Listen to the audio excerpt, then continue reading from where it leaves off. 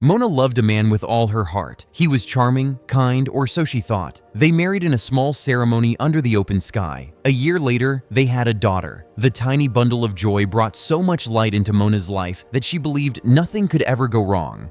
But one day, everything shattered. Mona found out that the man she loved had been cheating on her. But instead of guilt or regret, he grew angry, furious.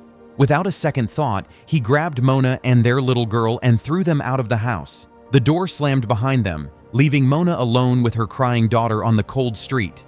The rain started to fall. Mona sat on the sidewalk, soaked and broken. Her heart hurt more than her body ever could. Her daughter, no older than 3, cried louder. Mona hugged her close, trying to calm her, but the cries wouldn't stop. That's when Mona realized her little girl was hungry, and Mona had nothing to give. She reached into her bag. Empty.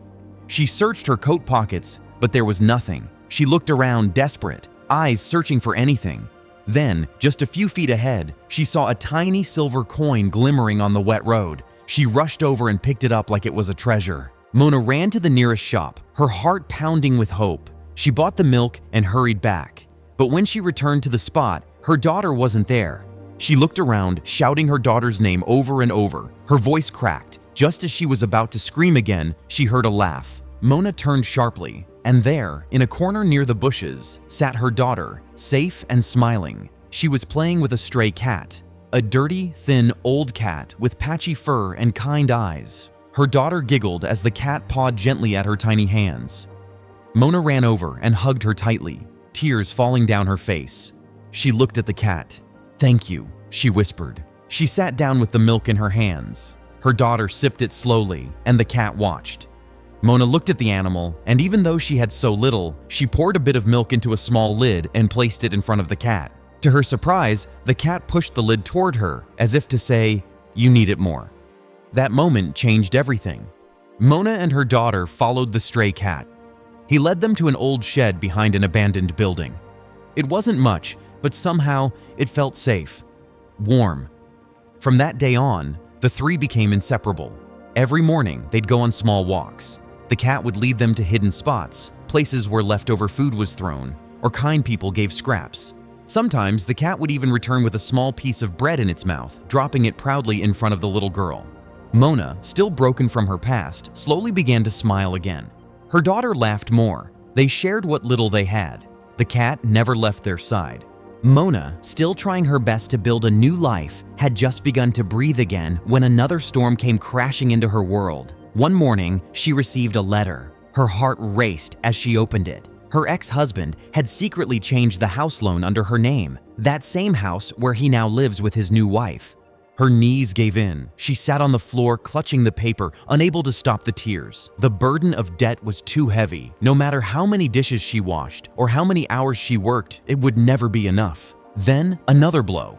The cat, her loyal friend, her silent comfort, collapsed while walking. Mona rushed to him, heart pounding, and cradled him in her arms. They took him to the nearest vet, who told them the cat had a head injury and was suffering from short-term memory loss. Treating it would cost more than Mona could imagine. It was just too much. Debt, illness, fear. It all felt like a flood, trying to drown her once again.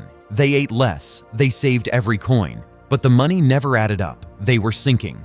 Then one day, the cat did something strange. He called the little girl to him. With soft eyes and a shaking voice, he said, "The day I fell and hurt my head, I found something. A gold statue." "Where is it?" she asked eagerly. The cat paused and then looked confused. "I don't remember," he whispered, almost ashamed. The days went on and things only got harder. Mona finally made the most difficult decision of her life. She decided they had to leave the country. Her daughter cried and clung to the cat. "I won't leave him," she sobbed. But Mona held her close and explained gently, "We're doing this for him, so we can bring him the best care, so we can come back with hope." As they packed their bags, the cat tried harder each day to remember where he had put the statue. He would sit on the roof, close his eyes, and concentrate until he was too tired to try anymore. He never gave up. And then, on the very day Mona and her daughter were heading to the airport, in his mouth, the old cat carried something wrapped in cloth. It was a small golden statue, shining even through the dust. It looked ancient, precious, and unlike anything she had ever seen. The cat spoke quickly, as if afraid he'd forget again. "That day I saw it fall from a car. It rolled to the side of the road. I picked it up and I put it on our roof. I fell soon after. I've been trying to remember, and now finally, I did." Mona sat on the ground, shaking, tears falling silently. But instead of selling it to save themselves, they walked to the government office and handed it over, explaining everything. After an investigation, it was revealed that the statue was an antique, lost from a historical collection, and worth an unimaginable amount. As a token of appreciation, they gave 30% of the statue's value to the one who found it, the stray cat. With that, the family paid off all their debts. They took the cat to the best hospital, where his condition was treated with care and love. Mona renovated their small home. The kitchen always smelled of fresh food. The laughter returned, the daughter played again, and the cat, old but proud, rested in the sun on the same rooftop where he had once hidden gold. Not just the statue, but the heart of the family.